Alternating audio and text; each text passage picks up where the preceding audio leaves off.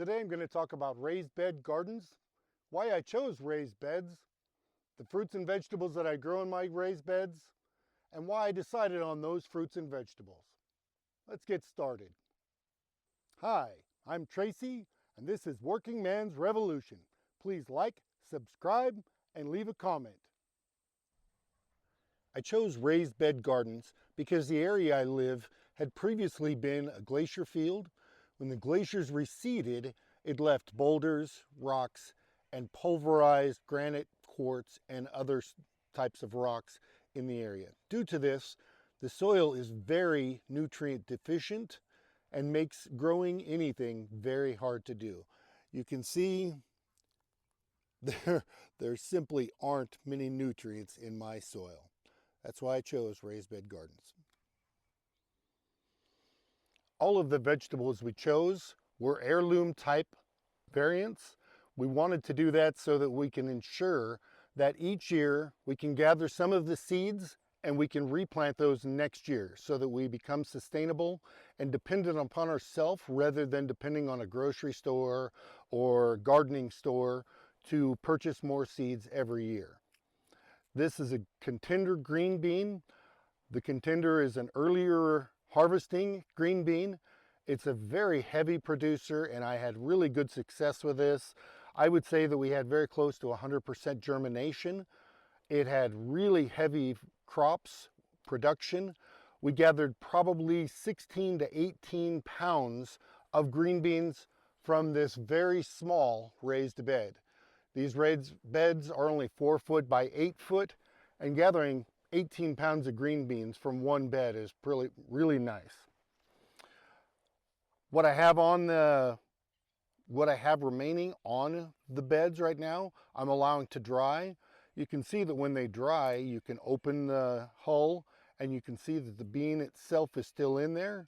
I'll gather these later in the year after they've all dried, and I'll use those beans again to plant for next year. Earlier, we chose 3 different green beans. We wanted to try the different flavors, see how productive they were, and what kind of success we had with germination. This is a tender green bean.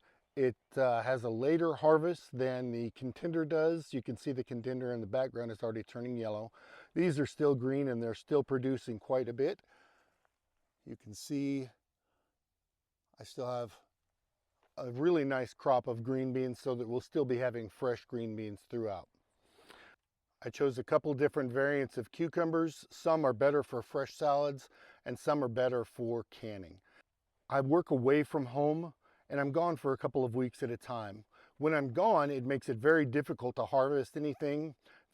The cucumbers can be very difficult in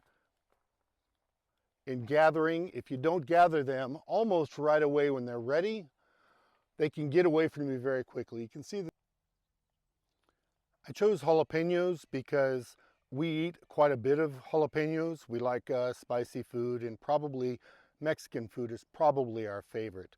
So we chose the jalapenos. You can see that they're continuing to produce. I also chose a purple jalapeno for nothing more than just its uniqueness. You can see that it's got a lot of purple within the stems and the vines. The flowers have got purple in them. And if you look closely, you can see that some of the jalapenos they're growing are a purple color. I have 3 different types of tomatoes here. I don't know the reason why, but for whatever reason, the tomatoes really took off this year. I have an orange cherry tomato, which you can see it's just done really well. They're all over the bush, and the bushes you can see are just out of control. I've been unable to contain them. They're falling all over and they're just doing extremely well. Just the other day I harvested about 10 pounds of tomatoes. With that 10 pounds and the jalapenos, onions that I'll show you, and the cilantro, I created salsa from our garden and canned several jars of fresh salsa. These are my full-size yellow onions. I chose this variant because they store well. They should extend into the winter easily. They should store for approximately 2 to 3 months, which is really nice. I live in Wyoming and I can't really grow anything during the winter months. It just gets too cold and it's too hard to control. But I chose these onions because they store well, and we'll be able to have fresh onions from our garden well into January and February. These are my carrots. I chose carrots because I can use them for several recipes and they're easy to preserve. I intend on canning some beef stew and chicken stew here in the near future, and I'll use these to put into those stews. You can see they've grown very well.